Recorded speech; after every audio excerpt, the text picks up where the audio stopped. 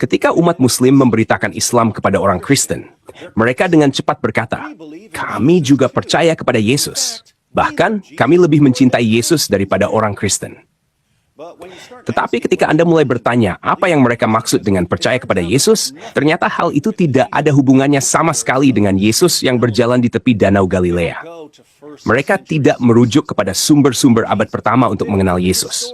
Mereka tidak mencari tahu dari sejarawan untuk belajar tentang Yesus.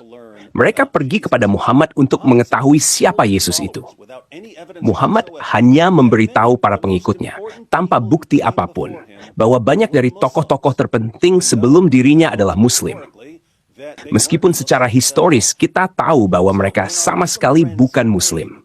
Jadi, ketika teman-teman Muslim kita berkata, "Kami percaya kepada si A atau si B yang datang sebelum Muhammad," yang mereka maksud sebenarnya hanyalah, kami percaya apapun yang Muhammad katakan tentang si A atau si B. Kami percaya kepada Muhammad dan versi si A atau si B menurut Muhammad, versi yang diciptakan Muhammad ketika ia mencuri tokoh itu dari para pengikut sejatinya. Ia mengambil tokoh-tokoh agama paling populer dari kalangan Yahudi dan Kristen, sama seperti ia mengambil Ka'bah dan ritual haji dari para penyembah berhala di Mekah. Ketika Muhammad menginginkan sesuatu, ia mengambilnya dan berkata bahwa Allah menghendakinya untuk memilikinya. Sekarang, jika Anda menunjukkan kepada seorang dai Muslim bahwa semua sumber sejarah kita, belum lagi semua sarjana Yesus sejarah yang dihormati di dunia, bertentangan dengan pandangan Islam tentang Yesus, Anda pasti akan mendapatkan tanggapan yang penuh pemikiran dan riset yang cermat. Oh, apakah saya bilang tanggapan penuh pemikiran dan riset yang cermat? Maksud saya adalah, Anda pasti akan mendapatkan teori konspirasi yang absurd dan mungkin gila. Mengapa seluruh sejarah bertentangan dengan pandangan Islam tentang Yesus? Karena, menurut mereka, ada yang telah merusak seluruh sejarah. Siapa yang merusaknya? Jika Anda berbicara dengan seorang Muslim yang sama sekali tidak tahu sejarah, Anda akan mendengar sesuatu tentang Konsili Nisea atau Kaisar Konstantinus pada abad keempat. Tetapi jika Anda berbicara dengan seorang Muslim yang tahu sedikit saja tentang sejarah, ia akan tahu bahwa kepercayaan tentang kematian, kebangkitan, dan keilahian Yesus semuanya dapat ditelusuri kembali ke abad pertama. Maka ia akan terpaksa memberikan teori konspirasi tentang abad pertama. Dan disitulah ia akan berkata bahwa Rasul Paulus telah merusak agama Kristen. Tentu saja, gagasan bahwa seseorang bisa menghancurkan pesan Yesus terdengar aneh, baik Anda seorang Kristen maupun Muslim. Menurut ajaran Kristen dan Islam, Yesus menjalani kehidupan paling ajaib dalam sejarah. Itu berarti pekerjaan dan pesannya sangat penting bagi Allah. Tetapi menurut Muslim, semua itu sia-sia. Karena sekeras apapun usaha Yesus, Allah tidak bisa melindungi pesannya dari Rasul Paulus yang begitu perkasa. Dalam surah Ali Imran, surah 3 ayat 55, Allah menjanjikan kepada Yesus bahwa Dia akan melindungi para pengikut Yesus sampai hari kiamat. Ingatlah ketika Allah berfirman, "Hai Isa, sesungguhnya aku akan menyampaikan kamu kepada akhir ajalmu dan mengangkat kamu kepadaku serta membersihkan kamu dari orang-orang yang kafir dan menjadikan orang-orang yang mengikuti kamu di atas orang-orang yang kafir hingga hari kiamat. Kemudian kepadakulah kembalimu, lalu aku akan memutuskan di antara kamu tentang hal-hal yang kamu perselisihkan." Dalam surah Asy-Syaff, surah 61 ayat 4, Allah mengatakan bahwa Dia telah menolong para pengikut sejati Yesus hingga mereka menjadi yang paling unggul atas musuh-musuh mereka. Hai orang-orang yang beriman, jadilah kamu penolong-penolong agama Allah. Sebagaimana Isa putra Maryam telah berkata kepada pengikut-pengikutnya, "Siapakah yang akan menjadi penolongku untuk menegakkan agama Allah?" Para pengikut yang setia berkata, "Kami adalah penolong-penolong agama Allah." Maka segolongan dari Bani Israel beriman dan segolongan yang lain kafir. Lalu kami berikan kekuatan kepada orang-orang yang beriman terhadap musuh-musuh mereka, maka mereka menjadi orang-orang yang menang. Jadi Allah berpikir Dia bisa melindungi pesan Yesus. Dia menjanjikan kepada Yesus bahwa Dia akan menjadikan para pengikut Yesus lebih unggul dari mereka yang menolak iman sampai hari kiamat. Itu waktu yang sangat lama. Dan Allah berkata bahwa Dia melakukannya. Dia berkata bahwa Dia menolong para pengikut sejati Yesus sampai mereka menjadi yang paling unggul atas mereka yang menolak Yesus. Tetapi menurut teman-teman Muslim kita, Allah ternyata tidak siap menghadapi Rasul Paulus. Rasul Paulus benar-benar mengalahkan Allah.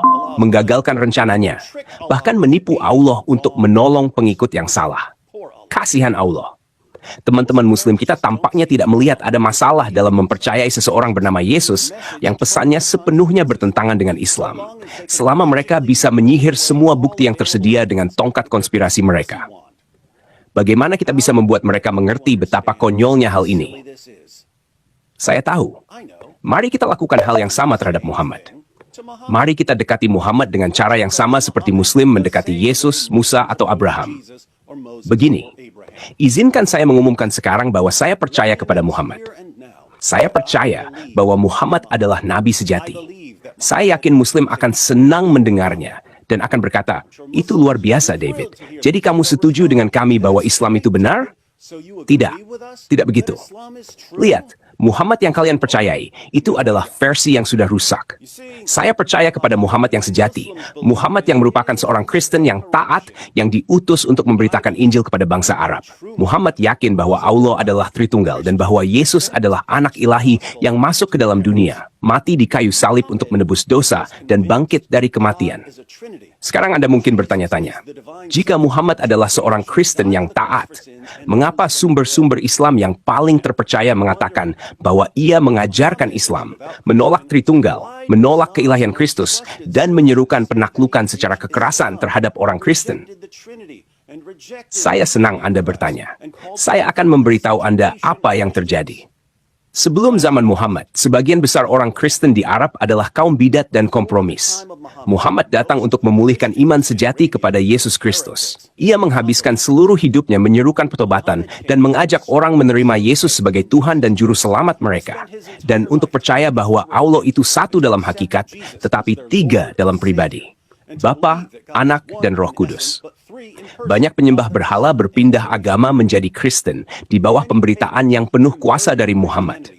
Sebelum ia meninggal, ia memberikan Al-Quran kepada para pengikutnya, yang dalam bentuk aslinya yang belum dirusak. Sebenarnya hanyalah terjemahan Arab dari Perjanjian Baru. Kita masih bisa melihat sisa-sisa ajaran Kristen, bahkan dalam versi Al-Quran yang telah dirusak, yang dimiliki umat Muslim hari ini. Itulah sebabnya Yesus begitu unik, bahkan dalam Al-Quran yang telah dirusak sekalipun. Bahkan dalam Al-Quran yang telah dirusak, Yesus adalah kalimat dari Allah. Yesus adalah roh yang berasal dari Allah. Yesus lahir dari seorang perawan.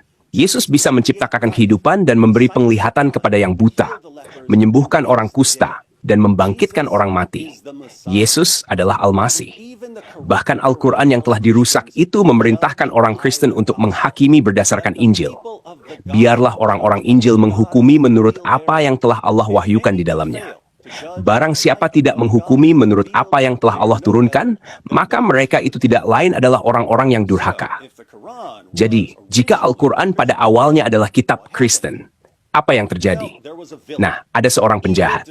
Seorang penyembah berhala yang jahat dan licik bernama Utsman, yang membenci agama Kristen dan yang tidak pernah mengenal Muhammad, serta menyembah Allah, salah satu dari banyak dewa penyembahan berhala di Arabia.